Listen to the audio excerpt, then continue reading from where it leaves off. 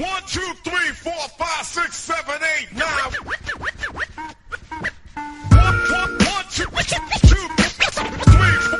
4, 5.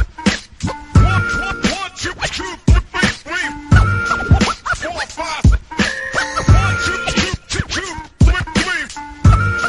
4, 5. 1, 2, 3, 4, 5, 6, 7, 8, 9.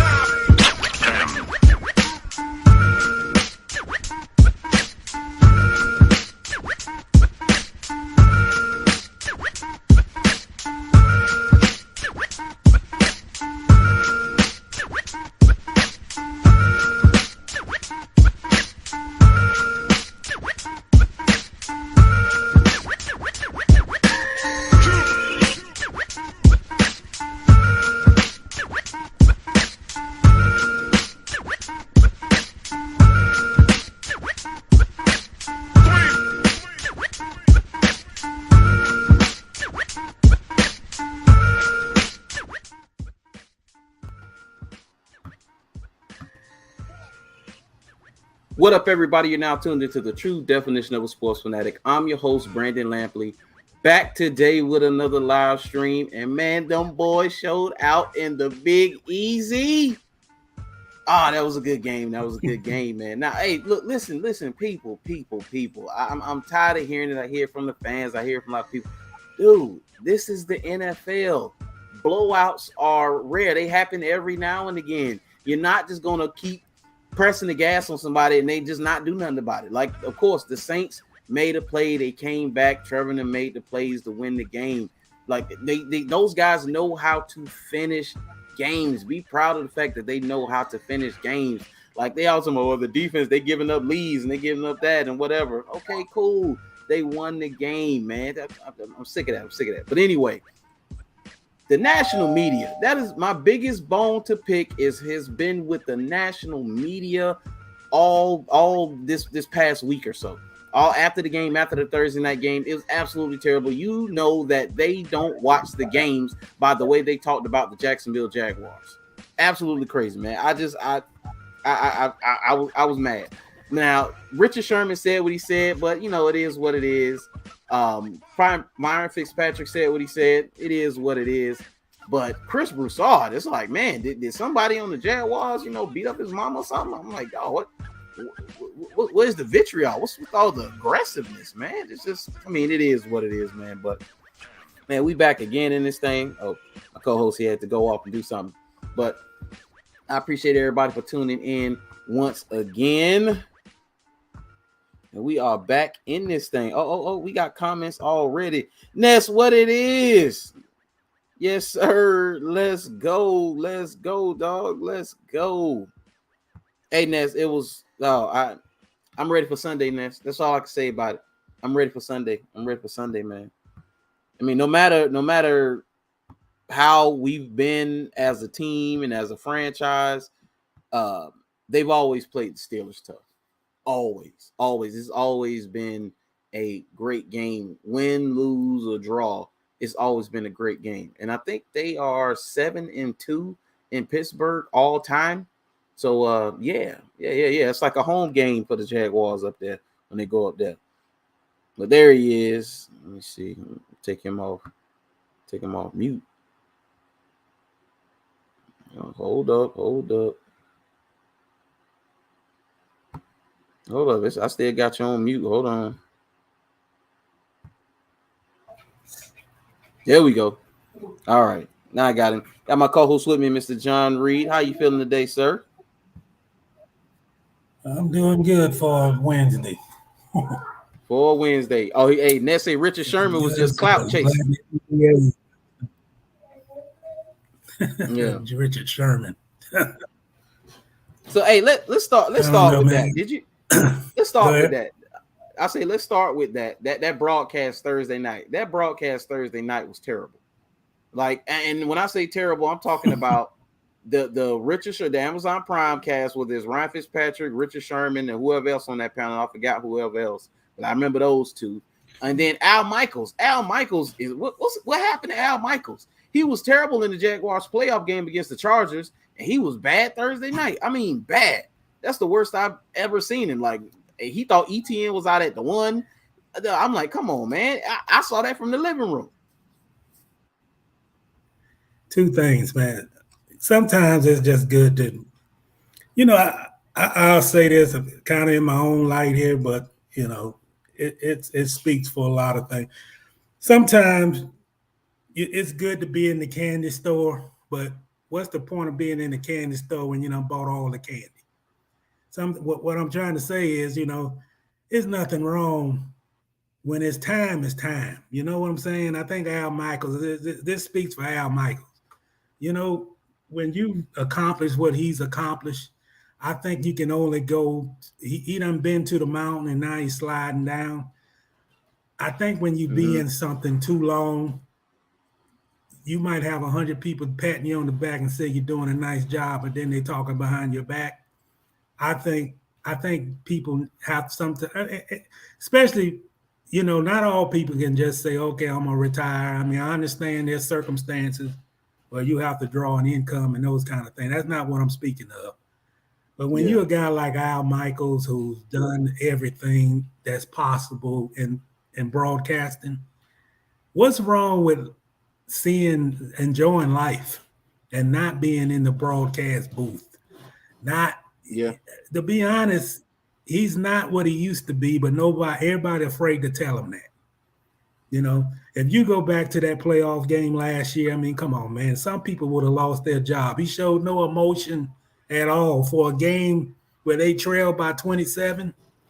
And when they came from the doldrums of defeat, he announced it like it's a rainy day.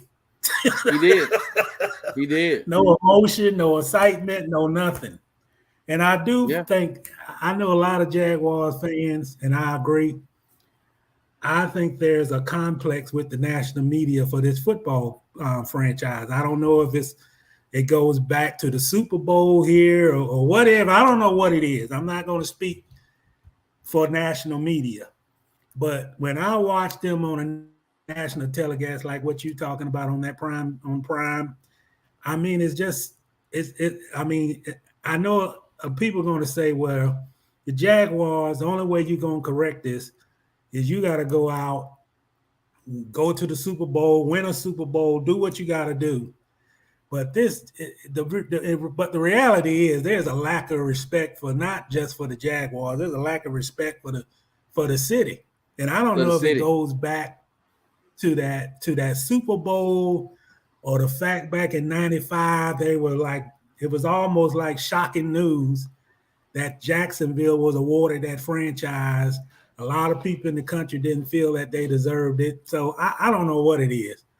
But the perception of media, even when I was in the media, is that there's we don't deserve that. We're not a big time city, and that's the reaction. I mean, you can it's like, what do we have to do to change it? Well, maybe we got to win a Super Bowl. I don't know. Yeah, but it's just crazy, man. That you get a national televised game, and it's just like, man, we're an afterthought. Everything they were speaking of was the Saints more than was the Jaguars, and we got the better record, the better quarterback, the better team, better coach, better coaching, a Super Bowl coach. I mean, what more do we have to do? I mean, I'm looking now. One thing I do, I post those PFF rankings of the teams, the weekly rankings. And I think if the Jaguars wasn't the Jaguars, say we were in, I don't know, throw a city. Say we were Detroit or Miami. I think the biggest news of the day would be a team that then soared to in the top 3, basically. The one I saw, the Jaguars, the 3rd ranked team now. But when you look at the publicity, it's always like, oh, they got to go up and play Pittsburgh, and Pittsburgh got there. You hear more about T.J. Watt this week than you hear about Trevor Lawrence. Yeah. Yes. And it's just, Yes. I mean, when is enough is enough. And this, and to be honest, this goes back. I know we don't want to go back to the rearview mirror, but the same stuff happened in 2017. It's it's like as soon as they Yeah. got past Pitt, I mean, I don't know anybody who said that the Jaguars was gonna beat Pittsburgh twice outside of Duval County. And it's Yeah. just like, man, when is it gonna be enough is enough? I mean, this team did remarkable last year.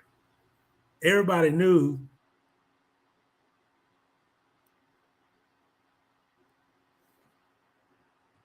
Oh man. I think he went out. Let's see if he come back. So I'll just wait. But off of what he was, yeah, he went out. He'll be back. He'll be back. He'll be back. The internet, man. But we were basically talking about the people who just joined it. We were talking about the lack of respect that Jacksonville has gotten over, just through the media or whatever. And it's not just the team, it's the city as well. I mean, it's one thing to take a dump on the Jaguars. Okay, yeah, they've been bad. All right, we admit that. We own that. We wear it. Like I work around. Hey, I know what it is. But to take a dump on the city, I never understood that. I never understood that. Say they just got hate for us no matter what. So it's the middle finger for me, and we keep winning. Yeah, like Trevor said, he was like, y'all keep y'all opinions, and we'll keep winning. He put the little eyeball emoji and hashtag analyst. I mean, it's what it is. But it's always been like that. But you know what though? Even with all that said, I mean, you don't need. I mean, Trevor said it to begin the year. He said it doesn't matter what people outside of the building say, good or bad. I mean, it really doesn't matter. Now, even though that said, they still read, they still listen. And if the athletes, they listen to things that are said about them or the team or things like that. All of them don't just be like, oh, well, I don't watch social media, I don't listen to those things. Because even if they don't listen, their family members listen. Those things get back to them. And they might feel some type of way about it. And we seen it. Dude, one of my all-time favorites, Kevin Durant, Mr. Thin Skin himself, and he creating burners accounts to go back and forth with fans. So these guys, they get pissed off too. They don't like it either. People talking that noise, especially when you're winning and especially when you're good. It's like, come on, man. But hey, it is what it is. Dude. It is what it is. But going forward, just win. That's all they have to do is just win. And I really don't want the respect of any of them. I just want to win, dude. I just want to win. Man. So oh man, his internet must be out. Oh man. All right. Well, we're gonna keep it pushing and keep it moving forward. Speaking of Thursday night against Derek Carr and the New Orleans Saints. And the New Orleans Saints is like they're weird. It's just a weird team. It's I don't know, but I would say they're a reflection of leadership, which is their head coach. And I don't know if Derek Carr is going to be in New Orleans long. I didn't like the way he acted on the sideline. I didn't like the way he acted on the field when things didn't go his way.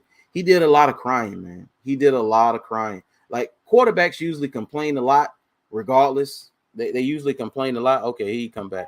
Quarterbacks usually complain a lot anyway. But Derek Carr took complaining to another level Thursday night. I know you saw that, Mr. Reed. That boy was complaining the whole time. Yeah, I got a friend that worked there. Work at the paper there, and they the team is down on Carr, man. When you got the number one, I don't know if you call him the number one wide receiver, but you got receivers saying that the quarterback is not going through all his progressions. And on that play that he threw the ball out of bounds and he was arguing at the wide receiver, it wasn't even the wide receiver fault. I blame a lot of that on coaching. Yes. You can't have a guy to not be told that this is not the right way to do it. I know when Drew was there, you can't compare Carr to Drew, but there is some type of there's a lot going in the quarterback job, and one of them you got to be is professionalism. You know, Yes. you can't. I mean, I saw something on Twitter where he basically told him that he wasn't running the route, but he never was the intended target anyway. You know, and it's just there's a way you do things professionally, Yes. and I think you can't just as a quarterback just show your emotions on your sleeve and expect to win football games. And and to be honest, this ain't just he have not just started this in New Orleans. He used to do that with the Raiders, Yeah. where he get like it's all it's like what you call basically pointing the finger, even if they're not doing right. There's Yeah. ways that you can police that without having all the cameras and you trying to show up a team. I mean, that ain't the way a quarterback does things. I mean, don't think linemen don't see that kind of stuff, man. Yeah. You know, Shoot. Olave. if you, Olave looked dejected. yeah, yeah. Yeah. And this is another story about Olave. He got they basically got arrested. He was driving 40 miles over 30. I mean, basically, he was going 70 in a 35-mile-hour zone on Monday. And then he told the policeman, man, it's all on video because the police department released the video, and they got him saying, well, I play for the Saints. And the cop say, and? Young man. But I blame a lot. Yeah, I blame a lot of what's going on with that franchise on Dennis Allen, man. I don't think Dennis was ready for the job.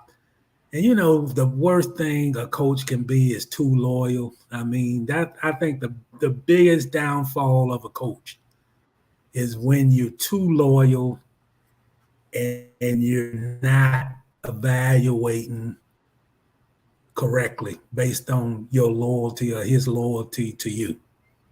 Because they're Mr. Carmichael, their offensive coordinator, they got issues, man. If you go back and watch that game, man, I mean, I love this defense. I mean, the one thing I that stood out to me in this game that I didn't think that the Jaguars was as good as they are. Number one on their defense, they may have, I know they don't have a whole lot of sacks, and they get, they giving up the most passing yardage. I think they 31st. But there's two things that stand out to me about their defense. Number one is physically up front on their defensive front, they physical. Very. They get after you. And another thing I like about them is their team speed. They got team speed, man. If you look at last year and look at this year, last year you could complete underneath routes between the linebackers and the safeties. I don't think you can necessarily do that anymore. No. Getting it, and they great against the run because of their team speed. And I think young man like Devin Lloyd, he's getting better, man. Yeah. Hey, he's getting much better. Yes. From what I've seen from Oluwakan and Devin Lloyd, especially Oluwakan in coverage. I didn't think Oluwakan was bad in coverage last year. He had his moments, but I didn't think he was, a very a great cover linebacker. Dude, he covered Chris Olave on some routes, man, and was knocking the ball down. I say, that's double tough for a wide receiver. Chris Olave is one of the fastest receivers in the league. Like, I'll say, man. And then Devin Lloyd, the same thing. Every time 41, Alvin Kamara touched the football, 23 and 33 were there. I mean, every time. And the hitting, every time they hit, you heard it. Clack, clack, clack, clack, clack, clack, clack. Every single time. So, yeah, these guys are very physical. And Mike Tomlin highlighted that for the game against Pittsburgh coming up. He said they're bigs. He said they've invested in their bigs. And he said, like, Trayvon Walker, his value hasn't and what his value is. I mean, it doesn't produce itself in sacks, but he said he wreaks havoc. He said he has a very violent play style. I say, yeah. Same with Josh Allen, man. These guys they big, they're physical, and their team speed on defense is very fast. Like guys, sometimes last year they got the corner, and it was they got the corner a lot. This year, guys rarely get the corner now. Rarely. Oh no. And you got and when they get to the corner, another thing I've been noticing is that they're tackling. I mean, it's like 3 and 4 guys on the tackle. It's like yeah. It ain't just one guy making the tackle. You go around the edge on them, man. There's 4 guys waiting on you, including the safeties. Yeah. I mean, yes. Kamara, tough game, boy. He got hit hard and often. Yes. Often, and often. Yeah. And I like it, man. I mean, I like the fact that they're aggressive, and you get a lot of takeaways, stop teams on 3rd down.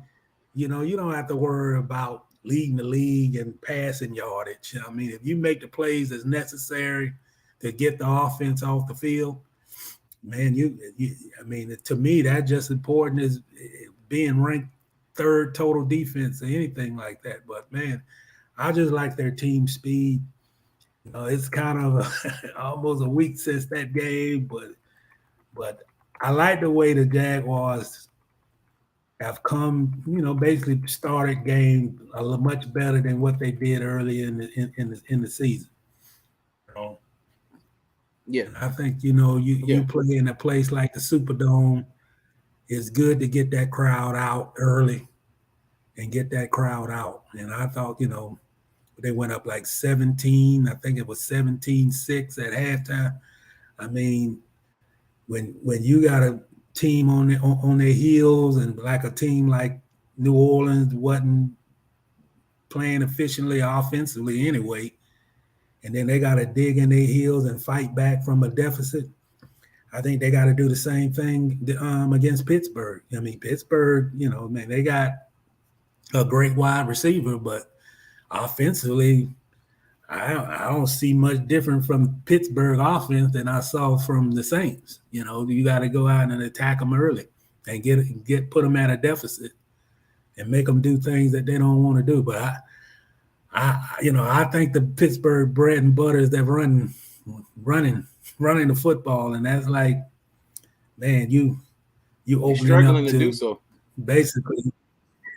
Yeah, struggling to do so, but also and stop the run. You basically caving into the Jaguar strength when you want to run the football. Yeah, you are. So let me get a couple of these comments. We're gonna keep it moving. Let's see. What let's go say. He say they just got hate for us no matter what. So I say it's a middle finger from me, and we keep winning. Yes, sir. He said, if we keep winning, it won't even matter what they say. So, like Al Davis said, just win, baby. Just win, baby.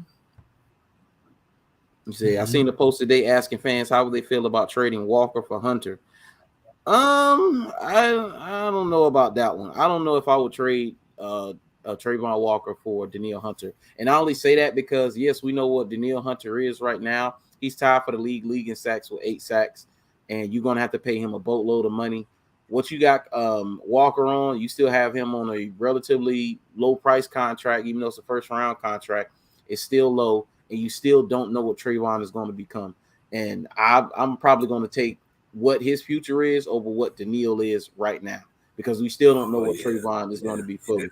So let's see. He said, Kassan said Mike Tomlin. Yeah, go ahead. No, I'd just rather see both of them on our team. Yeah, I'd rather see both, not just one. Yeah. He said Mike Tomlin just threw a smoke screen on that comment. What he meant to say was we ain't scared of them. I don't know about that one, Kassan. I mean, this is my personal opinion.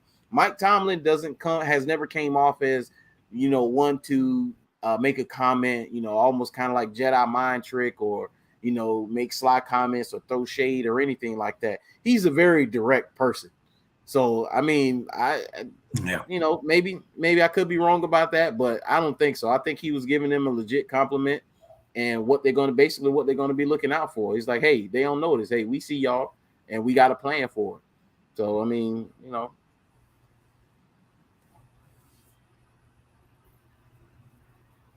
but Be a good game, okay. man. It's be a physical Yeah. game, and I respect Mike Tomlin though, man. I respect him as a coach. I respect, he's never gonna get to, I don't know, the respect that he deserves, in my opinion. But I can always count on him. Mm-hmm. I think he's concerned about the Jaguars. I think that's truthful. He's concerned, and I mean, let's just say this on the table, man. I mean, I think the Jaguars can beat any team in the league, including Kansas City. I Yeah. mean, it ain't a fluke to win 4 straight games, man. I mean, it's not a fluke to peak the way they're peaking. And it's not a fluke. I mean, we can judge them hard, yeah, we can go back in Thursday night and say that, that they had to hold on to win that football game and that kind of thing. But man, when you look at what they have accomplished, winning games on the road. I mean, the one thing that I've been stressing about that London trip, and we discussed it on the show, it ain't just going to London.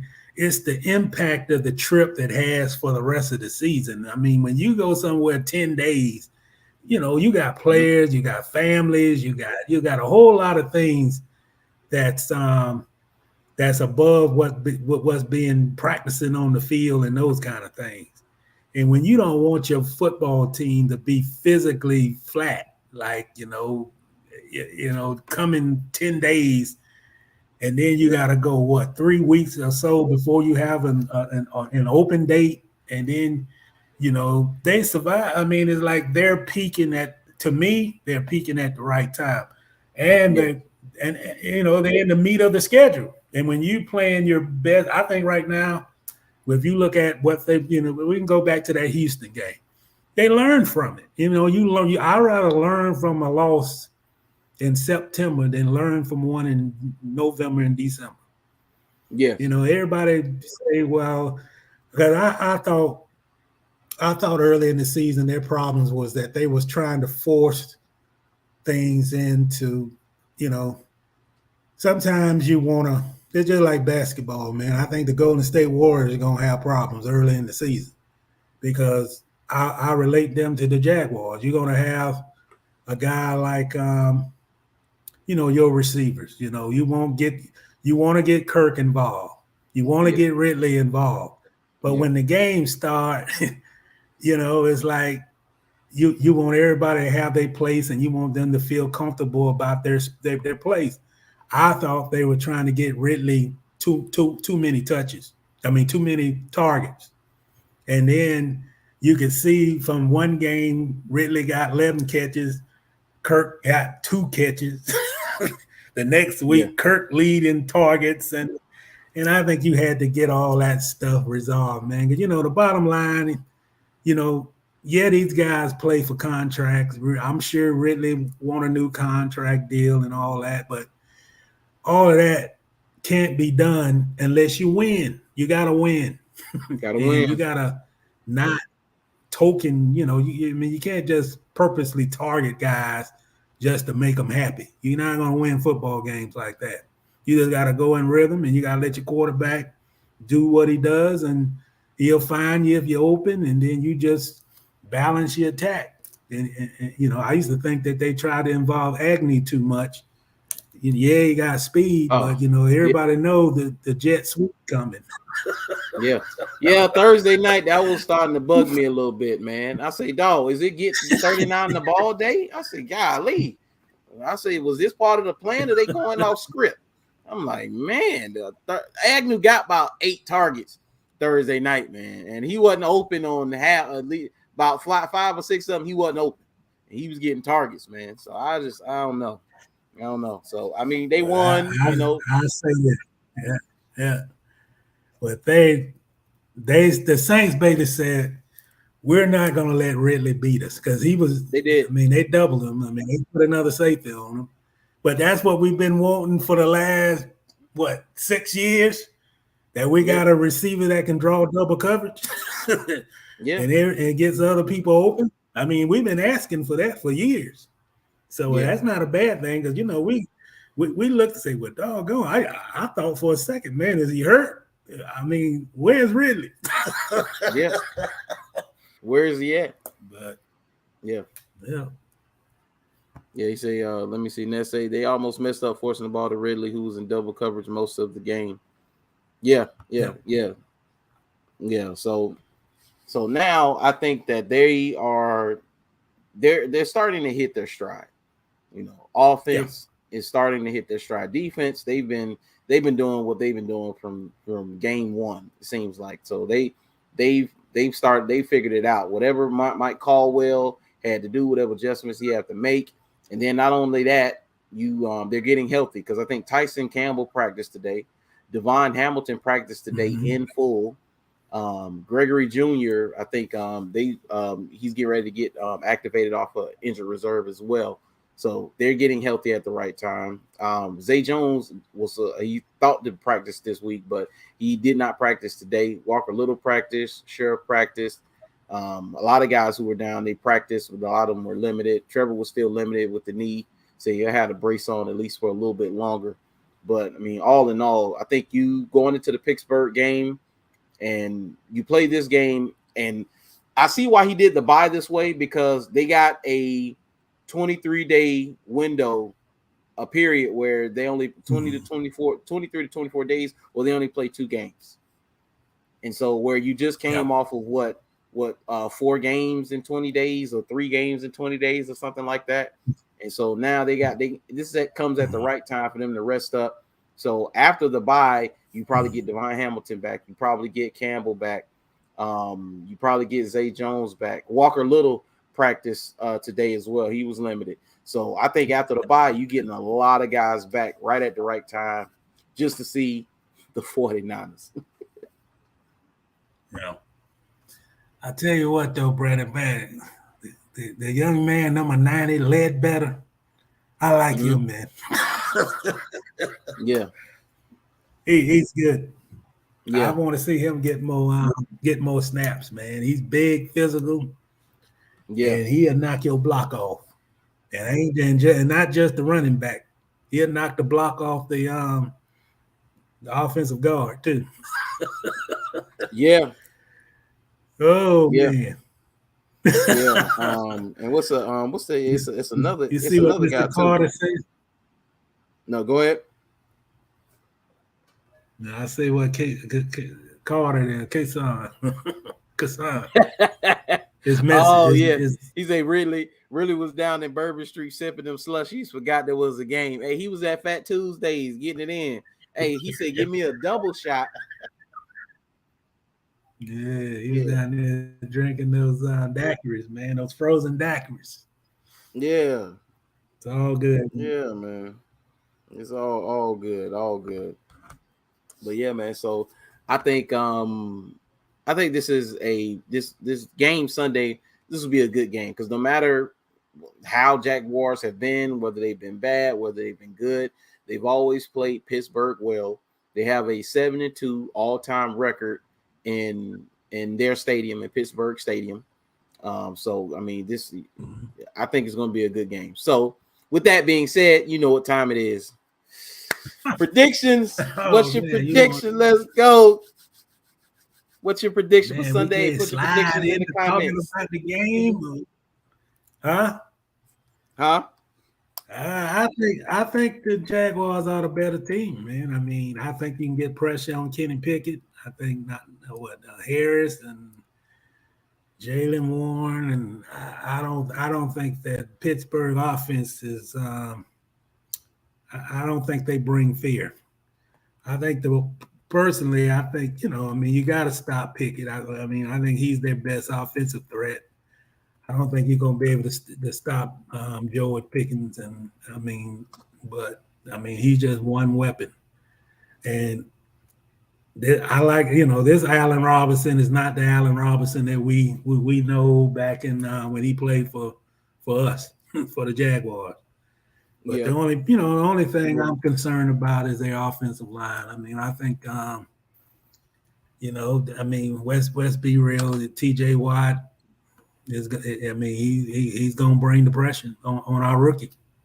But long story short, I don't think that this is the Pittsburgh Steelers team that's gonna run the table and be, gonna be that top contender in the AFC. They may make the playoffs. They may, but I don't think they're a better football team than the Jags. I think the yeah, Jags going to get that offense rolling. They're going to get it rolling early. They're going to take the crowd out. I think they're peaking at the right moment. They done had extra time to prepare. So not to be long-winded, I think the Jags going to put up about 34 points. And I think they're going to take it to the Steelers, man. I think they're going I think they're going to beat the Steelers like 34-17. But I like where this team at right now, man. yeah, You can say what you want about last week, but I thought that the Jags really dominated that game, particularly in the first half.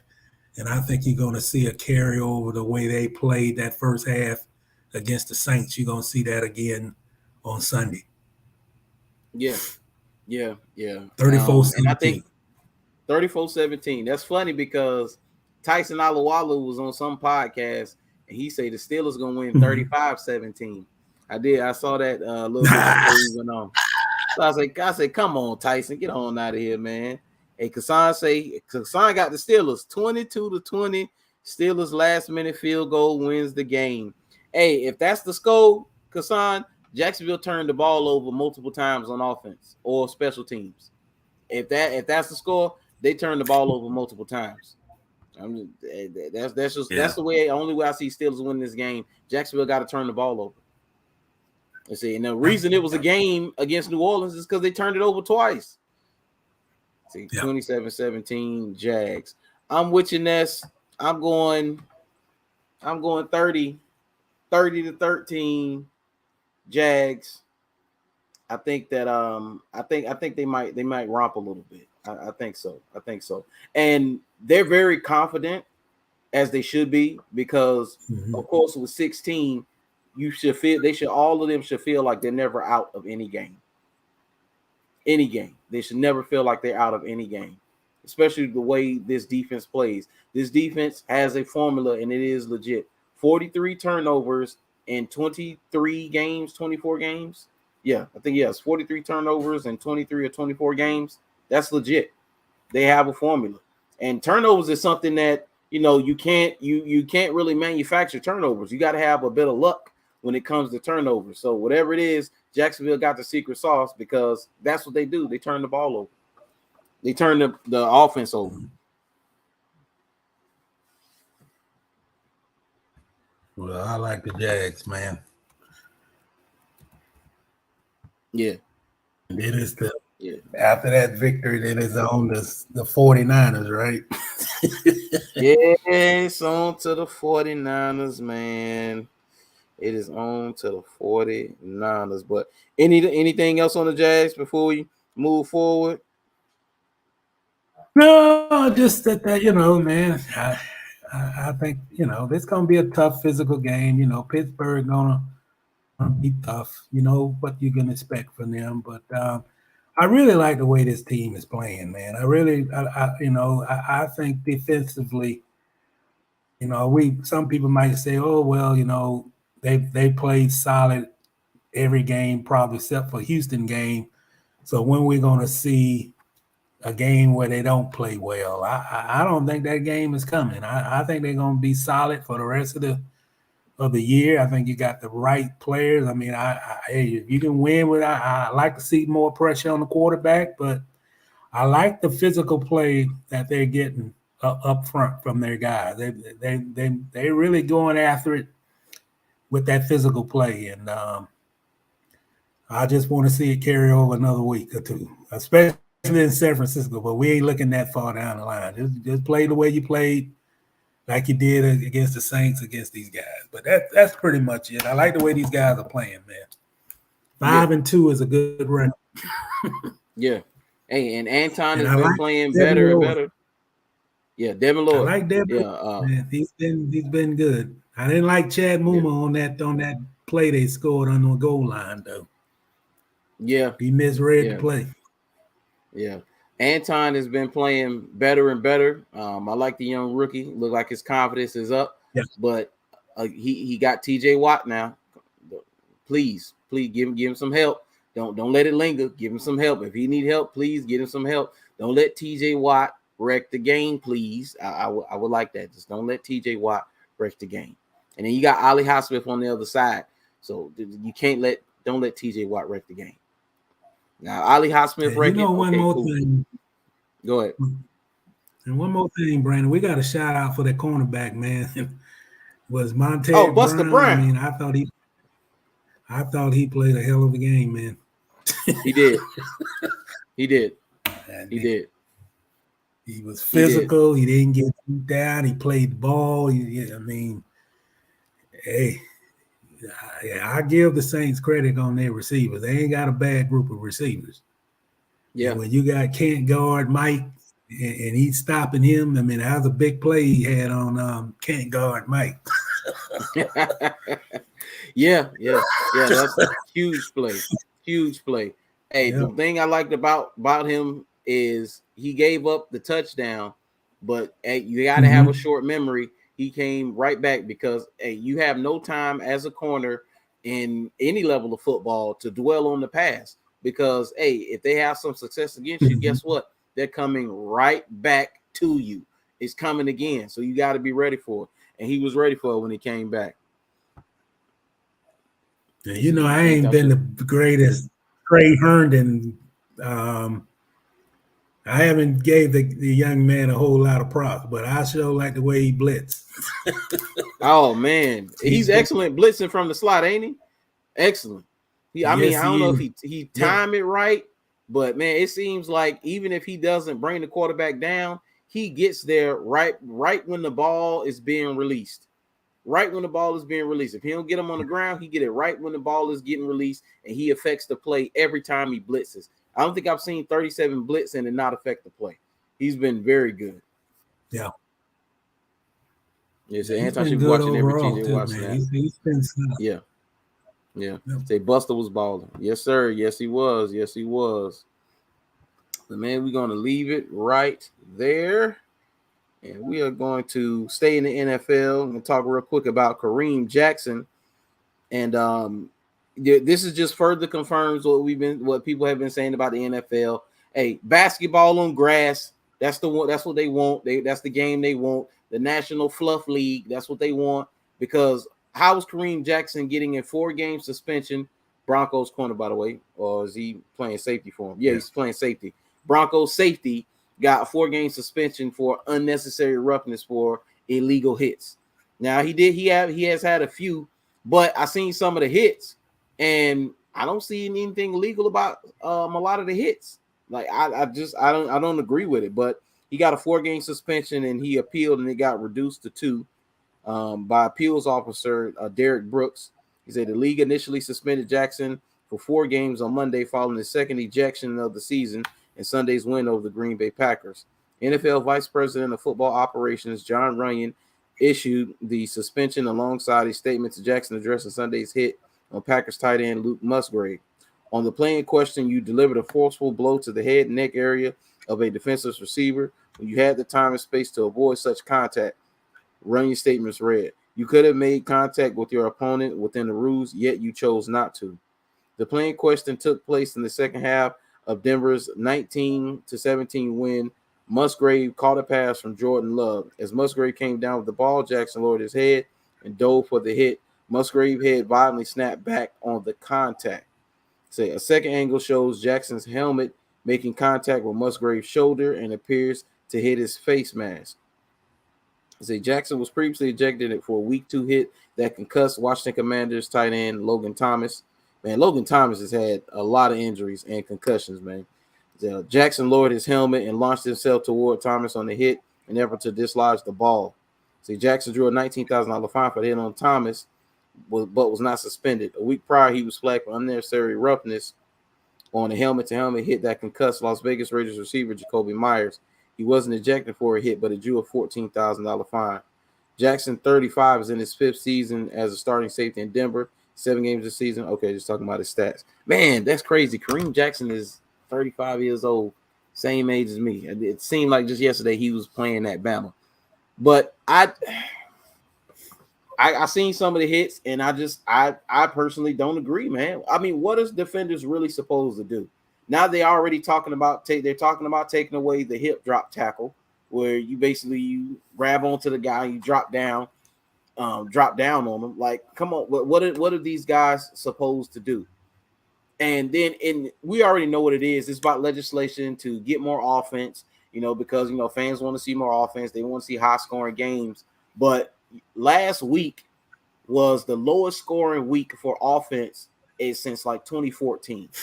And if you notice, a lot of offenses that were supposed to be good, because I noticed once I seen some of the offenses around the league who are supposed to be lighting it up and they're not, you don't feel as bad about Jacksonville supposedly not lighting it up, because there's a lot of offenses that's supposed to be superior have been struggling. And that leads me to believe that defense has caught up. Defenses have caught up. Defenses have gone smaller and they've gotten faster so they can catch up to today's game. And I believe they slowly but surely have started to catch up. And now offenses are going to have to evolve to push past it, because now you've legislated so much. Now defense is caught up. Now you're trying to legislate the gladiator out of the sport, as Tom Coughlin said. Yeah. Offense that's struggling, Buffalo. No, they had jet lag for about 4 weeks, ain't they? Golly.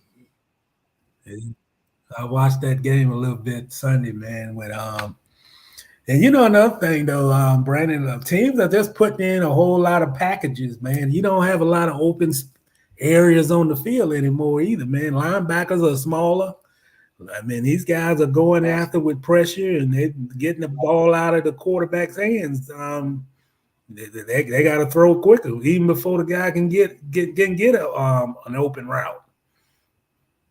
They're taking away the routes. They're doing a better job of it, and he can't get guys in the open space as much as from what I look like from Sunday to Sunday each Sunday. But Buffalo got problems, man. Yeah, they got a Josh Allen problem. Yeah. About time they recognize it, though. It's like nobody want to recognize that he probably is the problem. Everybody see, Stephon Diggs, he just arguing just to be arguing. He might be arguing for a reason. Yeah. Yeah, but 88 turnovers since 2018. That leads the league. 88 turnovers. Good. Have mercy. 88 turnovers. He threw one on Sunday right to the linebacker, man. Shoot, the Jets defense is one of that dude. The Jets defense is amazing. They faced Josh Allen, Patrick Mahomes, and who's the other quarterback? Oh, is it Burrow? It might be Burrow. Is it Burrow? It might be Burrow. It's another top quarterback. I gotta remember I can't remember the name. But though they faced 3 top quarterbacks, 3 MVP caliber quarterbacks, 3 touchdowns, 9 interceptions when they faced those 3 guys. Legit, man. Legit. 9 interceptions. But I just Good Lord. Yeah. But I don't know how these guys are going to. How do you want them, the defense, to play defense? How do you want to do this? Like Josh Allen getting flagged for the hit on Josh Allen. What was Josh? What am I supposed to do? What is he supposed to do? They robbed him of a sack, man. It is what it is. The game is a physical game, man. And I see guys now getting penalties when they're colliding into the receiver or running back, and they basically it's all shoulder pad norms. It's like, what angle do you want them to take? Man, the contact is going to be it's going to be hard. It's going to be physical. And I just think right now, man, this league got an image conscious, man. I think everything is image conscious. Like they don't want the sight of a real tough hit that's legal by their standards, but it don't look good when when a guy.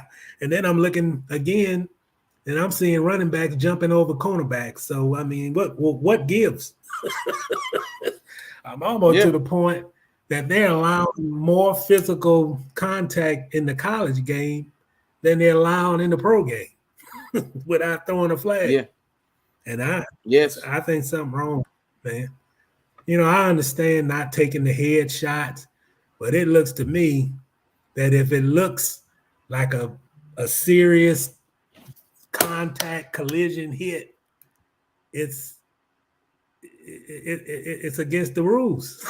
I mean, I don't know. To be honest, man, I don't know where football is going, man. I know that the safety protocols but man, you cannot make football not be what it is. It's a physical, ferocious contact sport.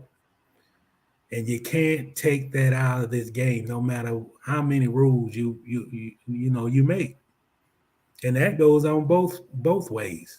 I've seen offensive guys, I've seen an offensive lineman, and I don't know if this was an NFL or it might have been a college game, but a guy was on the ground, and the offensive lineman dived on the top of him. Helmet first. Helmet first. Yes, I know what you're talking about. Helmet first. Yeah. Yep, helmet first. Yeah, I saw it. Let's see. But yeah, man. Oh no, Jalen Hurts was it. So Jalen Hurts, Patrick Mahomes, and Josh Allen, the Jets defense has faced 9 interceptions, 3 touchdowns. That's amazing. That's elite. Yep, that's elite. Elite. Yeah, elite. Yeah, that is elite. So, man, we're gonna leave it right there. We're gonna get into a little college football. We're gonna talk about upcoming weekend here in Jacksonville, Florida, the Florida-Georgia game. We're gonna talk about how, man, it's so many Gator fans. Has been, they talk to me. They know I'm a sports guy, and they talking to me, and they talking about how confident they are in beating Georgia this weekend. And I'm not a betting man, but if I was a betting man, I would be having $20 bets all across Northeast Florida, because man, these people are delusional. Now, of course, this is a rivalry game. And rivalry games, just like divisional games and rivalry games in the NFL, weird things happen. It does. It just does. There's been years where Auburn has not been nowhere near as good as Alabama, and they've beaten them because I've had to sit through it. So I've seen it. So, but nah, dog. No, it's not happening. Even without Brock Bowers. I don't see it. I don't see it. Well, my take. My take is this. Ain't no South Carolina victory on the road is going to convince me that Billy Napier is the guy. He's this great coach. He's a good recruiter, but he's not a great coach, man. And I think that over the next month, starting with this game Saturday, you're going to see that 5-2 record get down about at least 5-4. Mm-hmm. And maybe even worse than that before it's all said and done. I just don't think he's a good coach, man. I think that Florida is still in a long way. I still think they got a long way to go in philosophy. Yeah. I don't think you go 7 weeks into the season and you still can't tell me what their identity is. And we all know that. I mean, Mertz, I think he's decent quarterback, but I think their problems extend. That I don't think they have enough weapons.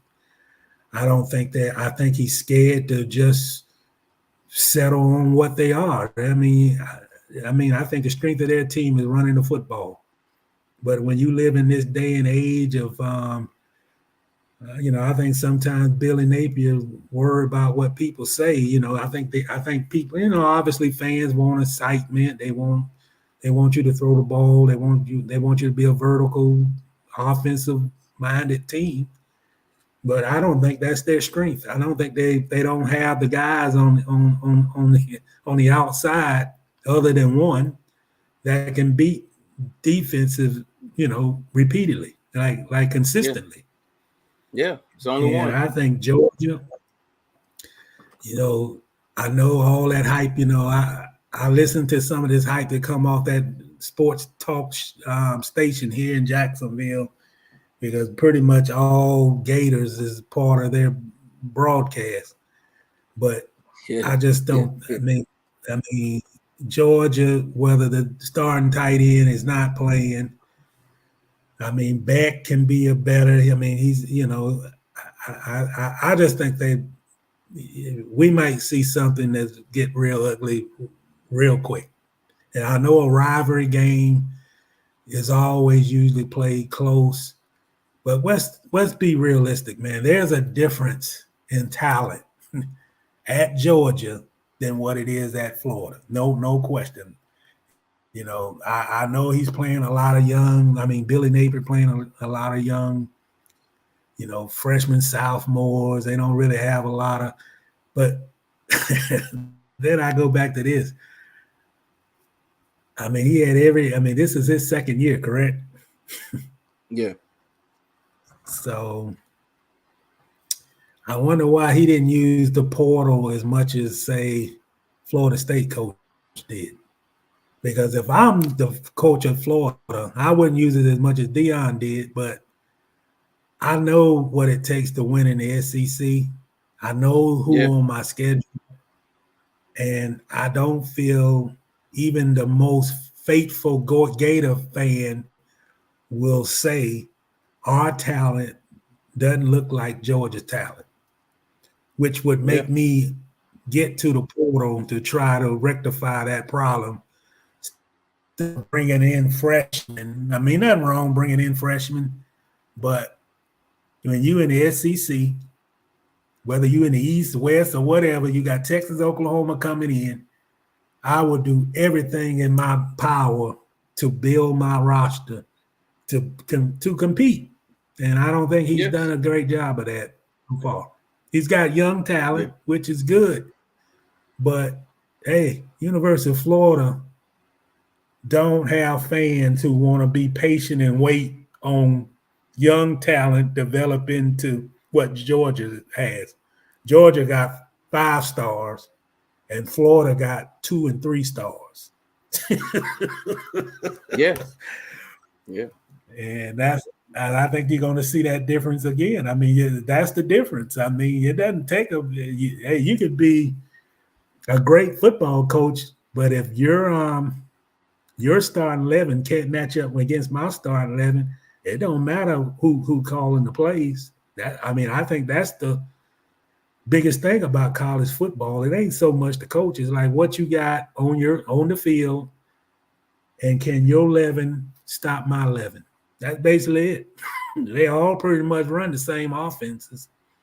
Yeah. But Georgia got something that's special, man. And I've heard some Gator fans say, we'll be good if we play tough and, be within a touchdown or 2 in the fourth quarter. I'll be satisfied if we lose by 2 touchdowns. And how many times you ever heard a Florida fan say that? None. I ain't heard not this week. That's it. I tell you all you need to know right there. I just hope we can play close to Georgia. I mean, that's basically what people, the most faithful That's what they're saying. They don't want to get embarrassed, which could be reality is that they could get beat bad. Yeah. Yeah. And then they play LSU. They got Florida State. I mean, Arkansas is not a guarantee. I mean, nope, not a guarantee. But I hear all this talk, man, we 5-2. We surprised a lot of people. A lot of people didn't think we were going to be 5-2. And man, 5-2 in last week of October. I want to see what that record be by the end of November. Yeah. What up, Harold? What up, Robert? Robert said, "Go Dogs." They said, "Get Harold." We talked about the Jags earlier, but let me get Harold's real quick before we move on. See, I think Hamilton and Smoot being back is really going to help Walker get going in terms of sacks. You need that middle push, otherwise QBs just step up in the pocket and Walker and Allen come around the ends. Do you agree? Oh yeah, I mean, of course, having Devon Hamilton back and having Smoot back does help. It can never hurt. That does help, and I think so. I think what Trayvon is still putting it together already, but already he's a good defender. Now, as far as sacks is concerned, his pass rush, it's a part of his game he's still working on. He's still putting those tools together. But as far as being a football player, Trayvon Walker is a damn good football player. Like this is what it is. You know, so yeah. One more thing on Trayvon. I mean, it ain't all him either. I want to get this point across. Coaching, it is the coaching staff. You blame coaching. You got to get the coaching staff to get him, because it's more. I think his biggest issue right now is just technique. He doesn't have the technique. He don't do the swim move. If you watch, name it. I mean, you can name him, Hunter or anybody. They do different things. They come at different angles. They swivel. They do the turns. I mean, twists. I mean, they do whatever they got to get to the quarterback. They use the hands. And all I'm seeing right now from Trayvon is he's physical, so he's overpowering, trying to bull rush. But coaching matters, and he's got to be coached. Yeah, he does. You see, Harold says, agreed. I get so sick of hearing about Hutchinson. Yeah, I mean, they're going to be forever tied because they went 1-2. It is what it is. Some fans wanted Hutchinson and Trayvon Walker was a surprise or whatever. But I'm not buying in any of that, listening to any of that, because what Hutchinson is, he's a pure pass rusher. He is. And he was always the better pass rusher coming out. So him being a better pass rusher in the NFL is not a surprise. It shouldn't be a surprise to anybody. Trayvon was not a pure pass rusher in college. That's not what he was asked to do. The Georgia coaches asked him to do a lot. He was all over the place. Jacksonville is getting him to focus on one position, and he's gotten better and better and better. Pass rushing is still something that he's working on. But I say going forward, like somebody asked early, Harold, would you take Danielle Hunter straight up for Trayvon Walker? And I said no. Danielle Hunter is tied for the league in sacks with 8 through 7 weeks. No, the future of Trayvon trumps whatever Danielle Hunter is going to do today, because I think Trayvon is that good of a player, and he will be that good of a player. So, hey, Robert say, trade for Chase and call it a day. I don't know about Chase Young, man. I don't know. I don't know about Chase Young. I'm on the Danielle Hunter bandwagon. Dude, I've seen Max Crosby in some. I've seen a couple guys in some. What about Jonathan Allen? He want to get out of there too. Oh, Jonathan Allen. Ooh, he want to get out of Washington. Washington too, man. But he's more of an inside guy, but still. What's your hang up on Chase Young? He's just inconsistent. And health. What do you think his problem is? In health, health too. And he's gonna want money. He's not gonna come at a low price, man. He's money. And you are 16. Got to get paid. He's going to get paid. Trevor Lawrence got to get paid, man. And the only reason the 49ers, Yeah, the only reason the 49ers have been able to keep the band together that they currently got for so long is because, hey, Brock Purdy is making peanuts. But they got some decisions to make on contract soon. And now we about to have Trevor Lawrence's contract because you need to sign Trevor as soon as you can sign him. Because the longer you wait, the price goes up. So, I mean, I think that's the priority right now.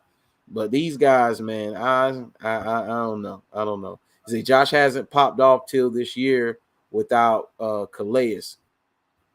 Well, I wouldn't say that. I think that's unfair, Robert, because the last half of last year, Josh Allen was a big part of why we went on a 7-game win streak and went to the playoffs. He was a huge part of that. He made plays, game-changing plays in every game down the stretch. Every game, 41 made a play.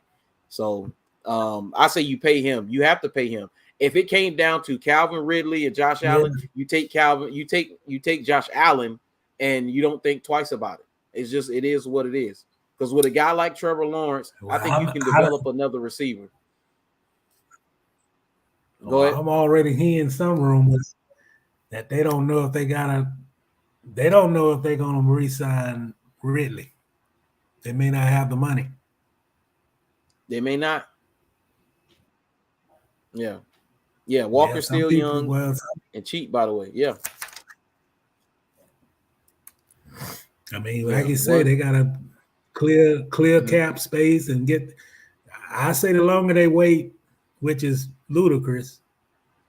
I mean, you got to sign your quarterback, and it's gonna be pricey no matter what. If you wait, do it now, it's still gonna be pricey. But yeah, I don't know. I mean, and who knows what do you think really gonna ask? I mean, some people think he don't deserve a big mega deal yet. He hadn't shown enough. I mean, what is he looking for? That's what I want to know. What is he looking for? If he wants Stephon Diggs, AJ Brown, he want those top guys money, Tyreek Hill. If he want Tyreek Hill money, absolutely not. Let him go fish for that somewhere else. At this point, right now, as it stands, Calvin Ridley's status with the Jaguars, as far as what I think he should get as far as a contract based off his play on the field and what he could potentially do in the future, I'm not giving him top 5, top 10 receiver money right now. I'm just not. Now, who knows? He could. Yeah. I personally think he is going to catch fire down the stretch, and they're going to have a decision to make. I don't think he's going away. I think that he's going to get acclimated to this because, remember, he did spend a lot of time away from football. He did. Yeah. And so it's on offense is about timing and all of that. So I think he's going to catch fire and he's going to have a good season going down the stretch, especially. So, but Josh Allen, it can't go anywhere. He can't go anywhere. If you had to choose, you choose Josh Allen. 6'5", 270, 80 pounds, strong and fast that can get to the passer. I think those are less. You have less of those than you do wide receivers that you can get the ball in their hands to make plays. I would do it even before the season is out. I think he deserved that much. I mean, you want to keep your homegrown talent. I was going to get that extension done before the season done. I mean, he's earned it, to be honest. And on Calvin Ridley, I would look for short. Like I wouldn't extend him no more than 2 to 3 year deal. I wouldn't give him anything above. I may not even go 3. I'm gonna give him a 2-year deal. It'd be nice money in the 2 years, but I still think even if you have a great year this year, I want to see more. I want to see, do we fit? Everything is good with him. And nowhere in the world I would go above 3-year deal with him. And I would tag him maybe. Yep, tag him. I would even think about that. But ain't no way in the world. I agree with you. I would not pay him top 5 receiver money. Even if he I wouldn't even do it you never can say never on what his biggest impact going to be between now and playoffs. In the playoffs, but I would not offer him anything more than 2 to 3 years. Yeah. I have to see Yeah. more. Yeah, I would definitely have to see more. Yeah, I would definitely have to see more. Yep. Yeah, Robert said, hey, got to see by the end of the year on red. I agree with you. And he say Danielle Hunter. Danielle Hunter is only 29. And so, yeah, you're going to get Danielle Hunter. And Danielle Hunter wants big money, Robert. Always remember that. Danielle Hunter wants to be paid, man. He wants big money. And we just talked about how they may not have the money to pay Ridley. So you have to think about that, I think. I mean, it's one thing to swing for the fences because you think that this may be the year, but I don't want to mortgage our future on today because of 16 and because of Doug Peterson. I think you can extend this, and I think they can be good for a long time. I don't think you have to swing for the fences today. He's good, though. He's good. Danielle is good. He's good. He said, I'm sure y'all talked about it, but are we going to get a pass rusher? Yeah, we were just talking about that, Trey. We were just talking about it. I was listening to got your boy Chase Young there. Chase Young. We just talked about Chase Young. I've been hearing you gotta pay him too, though. You got to pay Chase too. The thing about the big names, Troy, they're gonna want big money, and you might not have money to pay Calvin Ridley. You got to pay Josh Allen, and Trevor Lawrence extension is coming up that has to get done because you want to do it now. So I don't know about a guy like Chase Young or even a Danielle Hunter, but I'm hearing more and more that they could target a pass rusher, but not a marquee guy, not a Danielle Hunter, not a Chase Young, not a Max Crosby. They can, target some, basically second tier guys who that can get to the passer, but they're not necessarily looking for. You're not going to be paying them huge money, So let me see what Nesco say. Nesco say, yeah, I agree. Ridley's still getting back in the NFL rhythm. That year off did hurt him. NFL is easy. Yeah, he said 1 year rental for a Super Bowl for a pick. I mean, a 1 year rental, if that's what they want to do, I guess. I mean, let's put it this way. If they're going to do a 1 year rental on, say, like a Danielle Hunter and then, let him go in free agency, I could see something like that, but it's dependent on what you're giving up. It's depending on what you're giving up. But that trade deadline coming up soon, you're gonna have to make a decision. Yeah, you do. Yeah. Tuesday. Yeah. It's the end of the month, the 31st. Yeah. He said, but don't you think Lawrence is going to be like Mahomes or Brady and say, yeah, pay me, but I don't need to break the bank. I'm already rich. Pay my guys so we can win rings. Yeah. I just see that out of T-Law. Hey, that's a possibility. And the young man that he is, I would assume that, he could be that way. But even if he's not, I'm not going to blame him if he won all his money. I would never blame a player for wanting all his money. I can't do it because I want all my money. So I'm never going to blame a player for wanting to get every single dime that he can get. But even with that said, the contract he's still going to command is still going to be monstrous. Like the cap hit is still going to be huge. Yes, there's no way of getting around it. Like you may be able to display some money here or there. You see what the Chiefs are doing with Patrick Mahomes. I think they reworked this deal and they brought some more money to the front of the deal to pay him. And so now his average, I think he went from like 10 to like now he's the top 5 or whatever from the money they already got him in his contract or whatever, something like that. But T-Law is gonna come with a pretty penny. It's gonna be a heavy price to pay. Yeah. Yeah, he's gonna accept anything lower than what Justin Herbert was that 230 million. Yeah. I don't think he's getting anything less than that. Anything less than what? Yeah, it's gonna be in that neighborhood. He's not taking anything, and why should he? I mean, he's not gonna. It ain't gonna have a blue light special for Jacksonville, but that's the going rate, though. Yeah. We big leagues. We'll be really the laughing stock of the league if he was to take something lower than, you paying them peanuts. No. And actually, Yeah.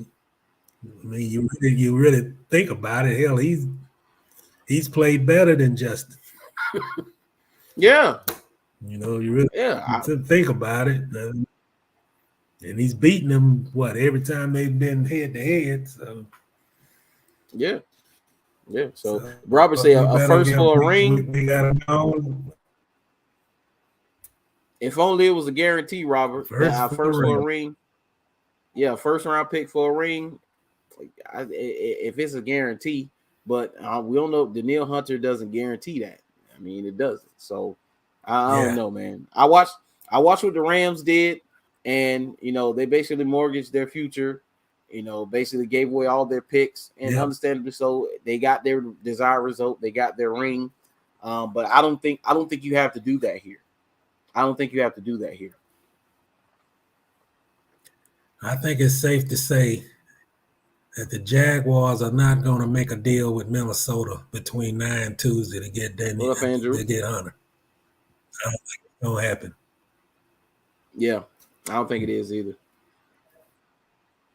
He said, I want to go after Hunter for a 10-game rental so we can move Walker inside where I think he can thrive. I'd give up a third and a fourth. Now you're talking my language, Andrew. A third and a fourth for Daniil Hunter? Yeah. Sign me up. I'll do that deal. Sign me up. Yep. I'll do that deal. Yeah, I'll do that. I would definitely do that, Andrew. No question. I would definitely do that. Let's see. We got to think about we got to think some our team players. I get it. He's going to get paid, but I just don't think he's going to break the bank. Again, I could be wrong. He could ask for a ton, but I just don't see it. I think he wants the legacy, and he might. But what I'm saying is, even if he takes a pay cut, his cap hit is still going to be ridiculous. Like it is. Even if they gave him Derek Carr money, Trevor. Even if they gave him Derek Carr money, Troy, he still his cap hit is going to be ridiculous. Like the Saints are stuck with Derek Carr right now, and supposedly they ain't feeling him too much. But that money they paid him, and he didn't get Justin Herbert money. He didn't get Jalen Hurts money or Burrow money. That money they paid him, they tied to him right now because that cap hit is ridiculous. I think they will have $55 million in dead money if they was to cut Derek Carr today on their cap. So regardless of what Trevor signs for, it's going to come at a heavy price. It's just what it is. Yeah, that's part of the business, man, of the NFL, man. And to be honest with you, Brandon, we had a window. The window to get defensive talent came during the 4-year period of this rookie's contract with him. Once that scale go up, and I'm not faulting that. I think there's been a good influx of young talent on this team. And I think we could use a veteran, to support that defensive front a little more. But once that price go up, and another thing I think the Jaguars going to have to do, I don't think we need to put a value so much on draft picks anymore. I think this team is crossing the threshold that I think you cross this portion now that, hey, maybe the veteran guy that can help you immediately is more value to you now than you developing a younger player. You don't need a younger player at most of your positions. I mean, you got them. Yeah. So like right now, what I was saying was what you're saying right now. Exactly what you said. How many rookies next year are going to come in here and grab a starting job or I would say not even a starting job, but a significant role next year, seeing what we got now. Now, of course, the roster changes. Guys are going to be gone. Like Brandon Scherf most likely is gone at the end of the season. They still got a decision to make on Cam Robinson or whatever. So you could have guys here and there. But for the most part, most rookies are not coming in and are going to contribute significantly from day one. It's just what it is. It's going to be down the line. Even the draft class from this past season, you got Anton Harrison has contributed the most as far as a rookie. The rest of them, they on the bench, man. Yeah. I would give up a third. I probably would even give up a second if it depends on how high it is in the second round. I would give up some draft picks to get a veteran like Hunter, like Denier. Yeah. I would give up that third and that fourth easy. Yeah, Troy said the same thing. That third and fourth, yeah, I would give it up easy. So he said, "What's your thoughts on them using Agnew so much last game? I was not a fan. He is good at what he does, but I hope to not see him much if Zay comes back this weekend." I wasn't Yeah, a fan of it either. me either. I Yeah, just don't like when you force things. We do a jet sweep and everybody in the stadium knows he's going to get the ball. I mean, I value his speed. I value what he does as a punt returner. But man, I want to get the ball in the sure shots, what I call. I want to get it yeah, into Ridley and Jones and Kirk and I mean, everything that I can say about Christian Kirk came on that touchdown pass, man. I mean, yeah. it was speed. Speed. Hey, had the It was honey badger speed. out there looking slow. Man, he flew by the honey badger so fast. I don't even know if the honey badger could even react. When he finally reacted, Kirk was 10 yards downfield. It I hurt say my heart. speed, man. Yeah, I'll be honest, man. This might be one of the fastest Jaguar teams I've seen at least since 2017, man. Just overall speed, team speed. Yeah, yeah, team speed from defense to Kirk to Jones to Ridley. I mean, I have not seen that type of speed on this football with this franchise.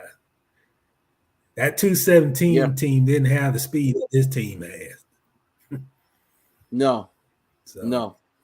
No, they did not. Let's see. I'm gonna get a few more of these comments, guys, and we moving on so we can get on up out of here.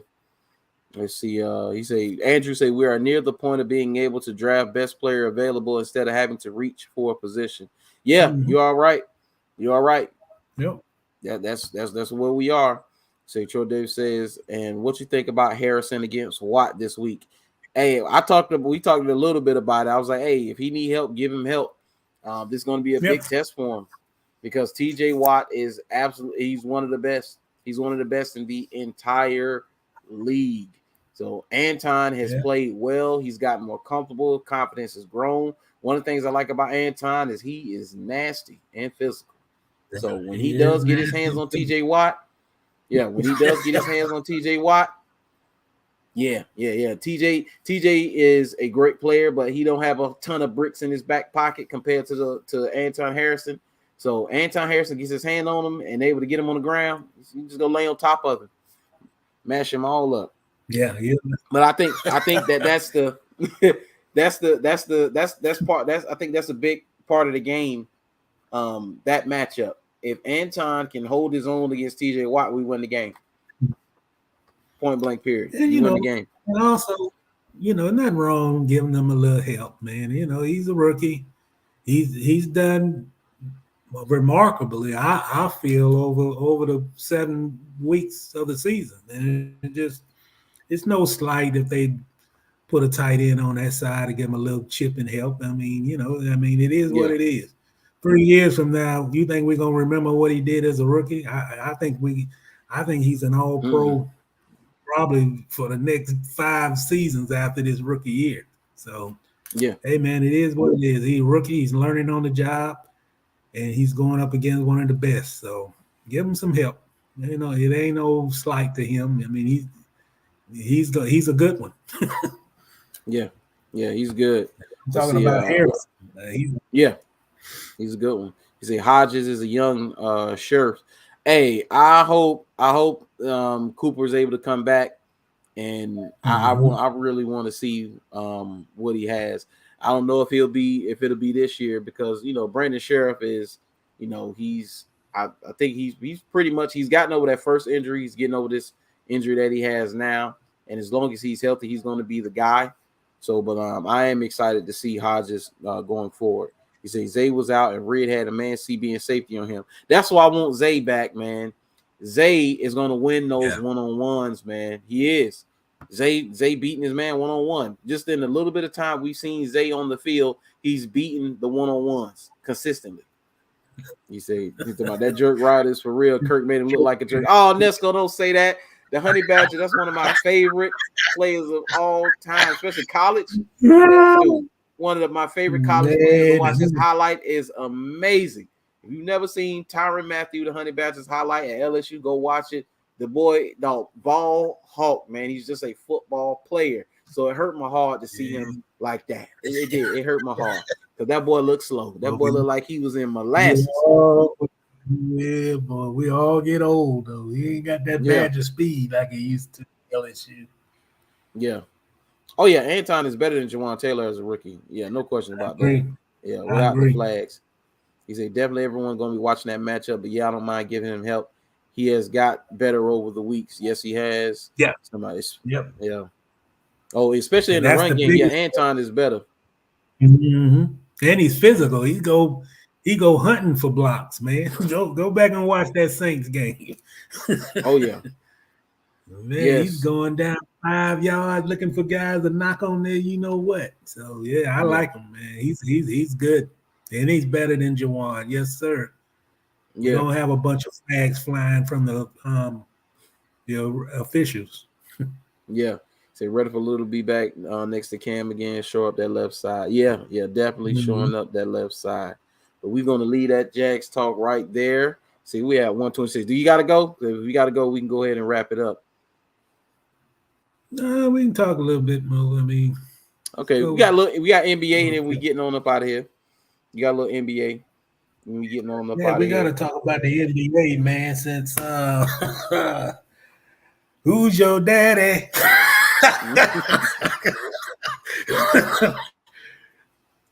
The Lakers, man. You know we can't start this. We can't start this conversation without talking about the Lakers. Man, I'm watching the game. Got my popcorn. I'm watching AD. Anthony Davis scored them 17 points in the first half. Next thing I know, that's all he scored for the rest of the game. Yeah, he didn't score anything in the second half. That's the problem right there. I like their team, though. I mean, they're not at Denver's point right now, but I think they got a great nucleus around LeBron, but it's all up to AD. Now, I heard all this talk. AD working now 6 days a week, lifting weights. Sit here and watch the opening game, and I don't know, man. I don't even know what to make of that. Yeah. Hopefully it's not nothing that's going to linger on, but how do you be the size of AD? I mean, I know it's tough going up against, but how do you not? Come on, man. You got to score. You have to score. I know that, and I know it's tough going up against the Joker. The Joker made him look bad a couple of times, but he's 7 feet, man. And I'm thinking like, oh man, he's finally going to demand the ball. He's finally, they from what I've heard, that LeBron probably only going to play like 27 and 30 minutes for the first 20 games of the season. So it's his time to be the number one option when LeBron is resting, basically doing, for the first month of the season. What he do? He don't score. I got another pet peeve too, man. I don't like Golden State and Chris Paul in that lineup, in the starting lineup. Hopefully he won't be in the starting lineup when everything gets sorted out and all that. But the problem with Chris, he dominates the ball. I have never seen a Golden State team. I'm gonna be real about it, where they're running their offense and the ball ain't moving. I don't think I've seen that. Yeah. There were parts of that game last night where they essentially looked like the Suns of last year, where they just Yes. watching them. I mean, it's like, man, you cannot. I would just give the ball. I'll win and lose the game with Steph. I'm not going to win and lose the game with Chris. Chris only knows how to play one way. It's dribble, dribble, dribble. Dribble the And air you out the playing ball. half. Yeah, you playing half court. That's not their. So hopefully when Draymond come back, he's got to come back. Put Chris with the second team. Yeah. I mean, because I don't. They may win. They'll win 40 games and be out in the first or second round if they continue with that lineup that I saw last night. I mean, that's the bottom line, man. That's not going to work. Hey, You can't play and that style. it's funny that you say this because I didn't see the game, but I saw the final score, and I was looking up, some of the stats and statistics from the game, and I was talking to a coworker at work today, and because I saw it, and I was like, I don't think that that's going to work in Golden State. I said I haven't seen not one dribble of them on the floor, but I know Chris Paul. If I don't know nothing else, I know Chris Paul, and I know Golden State. I watched both of the two over the years enough to know that their styles do not mesh. I said it from the beginning when they traded for him. Chris Paul dribbles the air out of the ball, and the ball sticks to his hand like he got Gorilla Glue on his hands. Like, it's just what it is. In Golden State, the ball does not stick. It doesn't stick. That's why they've been successful. That's why they are who they are, and it isn't going to mesh. So the second team, can Chris do that? Is his ego going to allow him to do that? I mean, because if we're being honest, he's not superstar Chris Paul anymore. Yeah, well, that's going to be the problem. And that's what we talked about earlier. It's going to come down to coaching. Is he strong enough as a head coach to dictate what needs to be done? Because what Ernesto say? So my Joker lives rent free in AD head. He told AD to go to your room, and he went. Yeah, like, who's your daddy?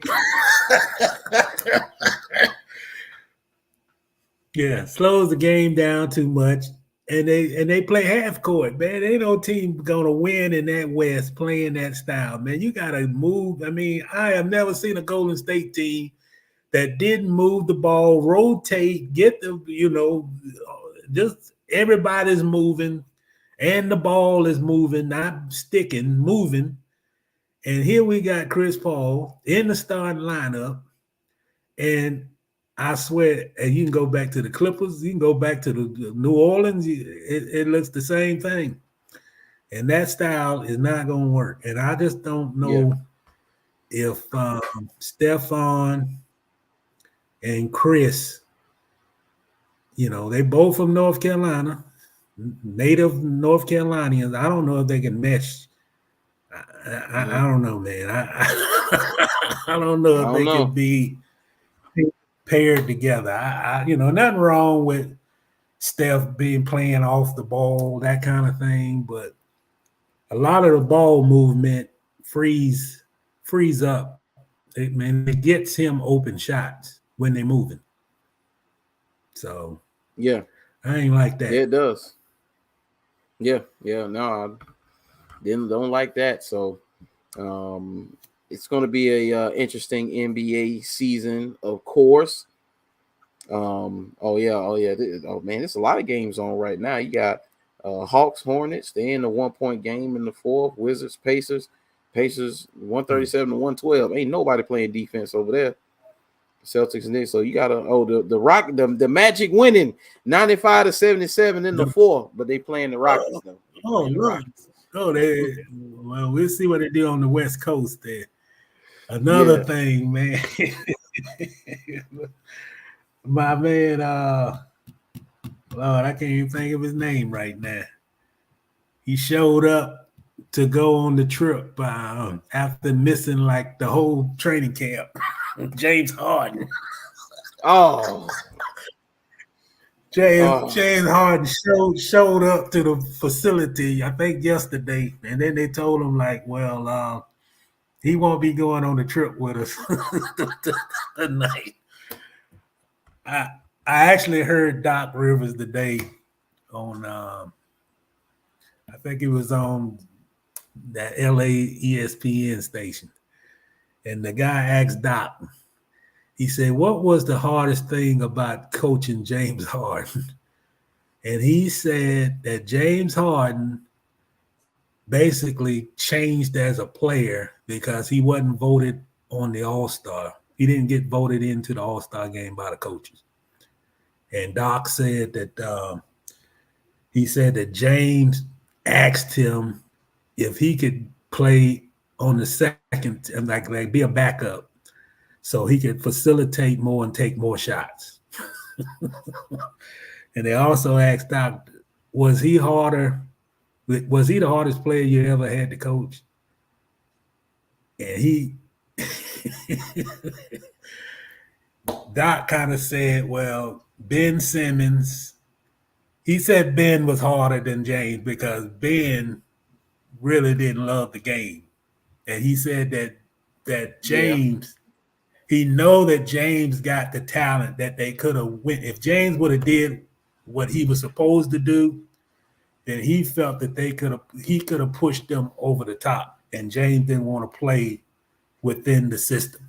And he said that on the record, that James didn't want to play within their system, which is to him was frustrating the most because he didn't think that Ben could take them to another level, but he thought James could. So, I mean, man, we need to have 10 minutes of James Harden. I think James Harden is bad for the league. I think James Harden is selfish. I think James Harden typically is what he just did this week. When he don't show up, he trashed the organization, but then he shows up the day before the trip to go play in the opening game, expect to get on the flight to play, but hadn't practiced. And I think that typifies what this guy is. I mean, he's sulking because Philadelphia didn't trade him to the Clippers. I mean, that's basically what it is. And even if he would have made that flight and would have played in the game, I think they play tonight or whatever, I think you would have seen the same James Harden that you saw when he was in Houston and he wanted out. I think he would have probably took 2 shots, or he wouldn't have got back on defense. He would have made a point of what his displeasure is. He would have showed it on the court. So Philly, I will say this about Philly: they don't take no crap. So they told James today that you need to you come to the facility and we're gonna leave our trainer behind, and he's gonna work you out for the next 3 days and see if you ready, and then we'll try to get you on I think later in the week to see if you physically ready to play. He should be gone. And I'm saying that's going to be a battle for the whole until they trade him. That's Philly. That's all you're going to hear about is that battle going on between him and the GM and whatever else going on there. I mean, I don't think he's gonna. I don't think he's gonna give in, man. Yeah, I don't think so either. I don't think he's going to give in either. I think it's a wrap for him in Philadelphia. I'm surprised that he's still there. They need to move him. Go ahead, move him out. I'm sure they haven't gotten the offers that they wanted, but I'm like this. Teams are already hip. That's the one thing about when you got to get rid of a player, or a player no longer wants to play, or he's a problem. Teams are going to lowball you. Like, I'm not giving up moving significant assets to get James Harden. No, it's not happening, because you want me to take on your problem.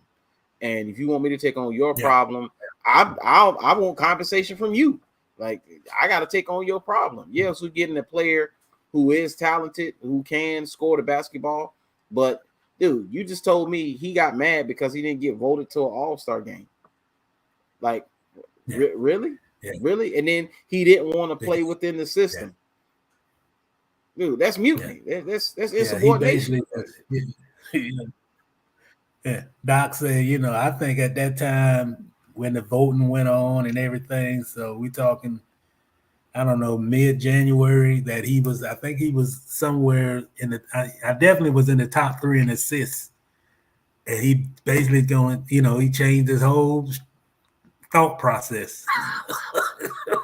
But they don't recognize me as being an assist man and not just a scorer, then I just go back and be a scorer.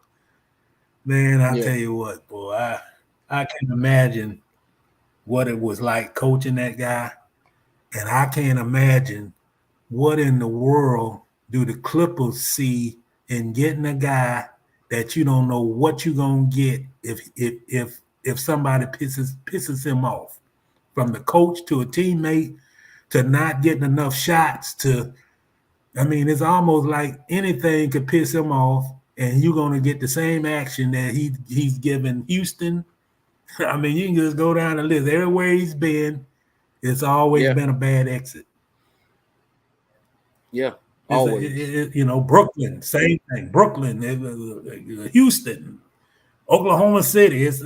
I mean, that ain't the franchise. They're all the same resorts. So it's got to be him. It's got to be him. I just hate selfishness, man. It doesn't. I mean, you can't be a role model. You can't be a good teammate. You can't. It's just selfishness, man. Yeah. And eventually, I guess it cost Doc his job, but I don't know, man. I don't know. We did. But I just don't. I don't see it. I don't see that ending well in Philly. He's got to go. I mean, it's just what it is. He's got to go. Yeah. So, but man, I agree. Yeah, keep going. He's gonna be out of the league. I mean, out the league. That's the next step. Out of the league. Because what winning franchise that's looking to climb that mountaintop want to take that on right now? You're a detriment. You're not an asset. You're a liability. Like, come on, man. I don't care how much you can score the ball. No, I want no part of that. Unless this time in Philly, it ends badly and he gets a whole lot of humble pie and he just turns into a different player.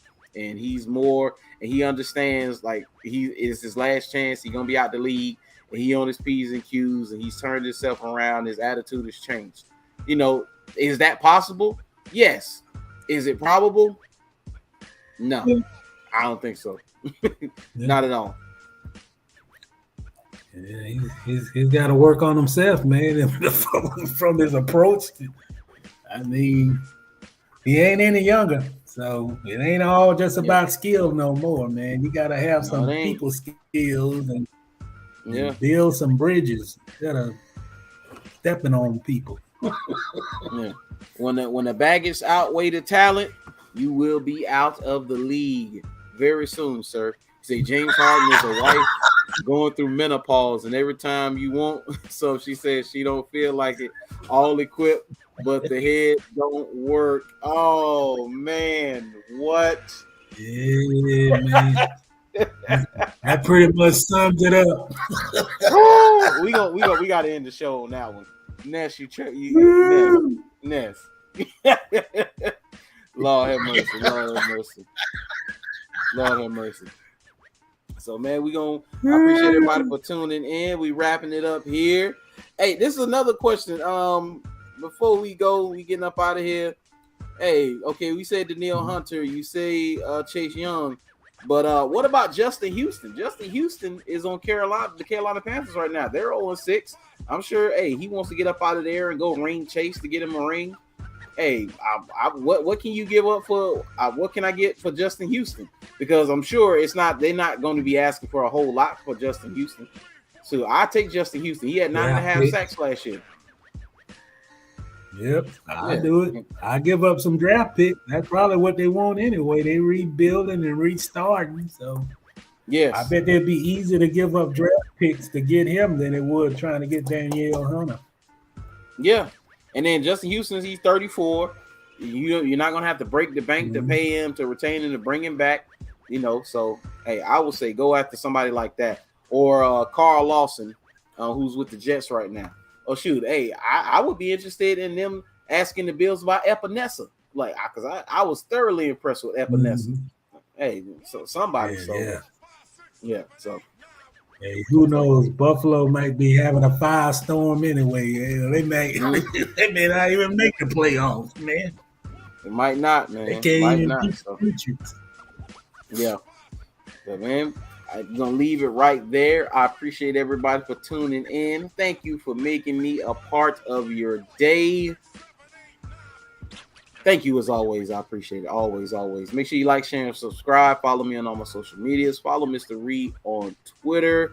Hey, and we will be back with more live streams, man. I love y'all. But until next time, peace out, y'all. Peace out. Go Jags. Go Jags.